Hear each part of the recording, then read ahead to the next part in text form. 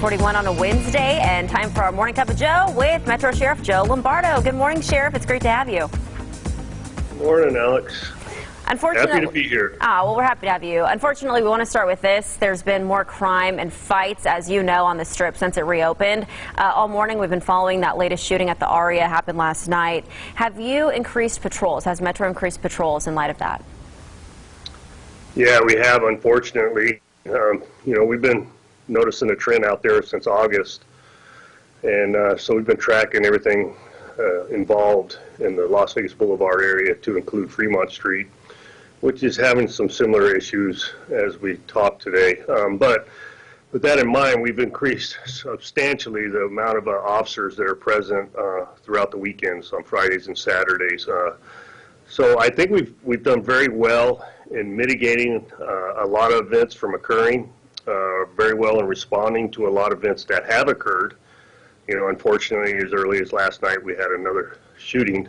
But with that being said, I think we've done a very good job of mitigating the crime. So to put it in perspective, when we first started tracking it in early August, we had about a 30% increase in crime in those particular geographies.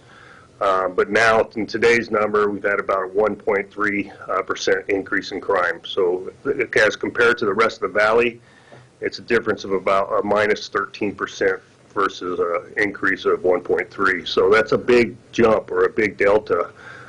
So in particular, that problem. So we've affected over 1,100 arrests since we've been concentrating on those two particular areas. And interesting enough, what sadly enough, is we've recovered over 60 firearms during that enforcement activity.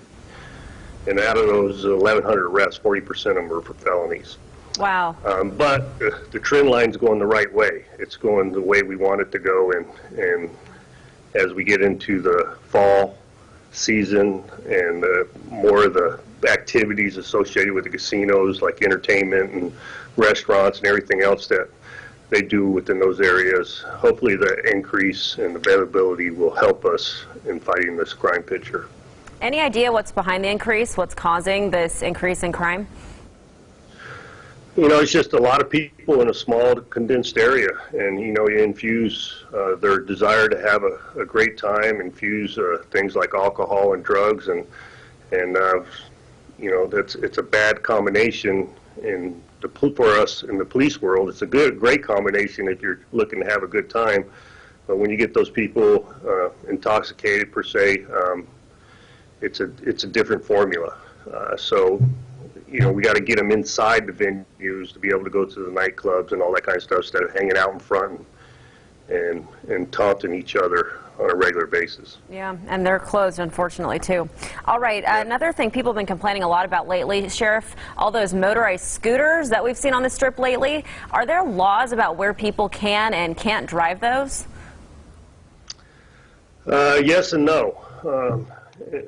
Just right at face value, it's no. They have the ability to go wherever any pedestrian has the ability to go. But more importantly, they're designed for the disabled. So as you imagine, HIPAA laws and everything else, we can't confront a person and say, "Are you disabled?" and prove it. We have to take it at face value. But we know a lot of those scooters are just being rented for entertainment value, mobility. People without disabilities. So in that case, we have to do surveillance on them or observe them doing something like a traffic infraction, obstructing the sidewalk, purposely with intent, striking somebody. But that takes a lot of resources and a lot of effort in that type of issue. But we notice it. It is an issue. I don't know why all of a sudden it's become such a big issue now, but I know there's more rental agencies that provide those type of scooters or devices.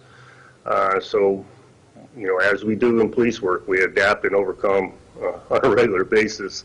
Who would ever thought we'd have to deal with this? Yeah, first it was bikes, and then now motorized scooters. So we've seen it all this year, Sheriff. Last thing. On a regular basis, there's vendors out there trying to change ordinances and provide different venues of transportation along the Las Vegas Boulevard. So we have to deal with them as they come. Yeah. The last thing I wanted to ask you about the Leslie Palacio case we've been following the past few weeks. She was reported missing. She later was found dead. What is the latest on the search for those suspects, and how does Metro work with other jurisdictions? Yeah, first of all, our condolences go out to the family for this young lady, 22 years of age. It's unfortunate, and you know, the status of the suspect is what it was, you know, a week ago. It's we're still looking. We haven't had the opportunity to find them or the ability to find them. But with that being said, this is a common occurrence for us, you know, in close proximity to Mexico and ability to exit the United States. We believe they're outside of the United States at this point. We have to rely on our federal agencies, you know, the Marshal Service, ICE, and even the FBI, and those liaisons with foreign governments to assist us in locating these individuals. I anticipate they'll be located sooner than later because we have a good track record where the individuals tend to abscond, but I hope we get them in custody sooner than later. Yeah, well, we are hoping for a conclusion for the family, too. All right. Sheriff Joe Lombardo, Yep. Thank you for joining us. We appreciate it. Thank you. Have a great morning. And if you have a question for Sheriff Joe Lombardo, you can send it to us on our website at 8newsnow.com. Find out if your question was answered every Wednesday.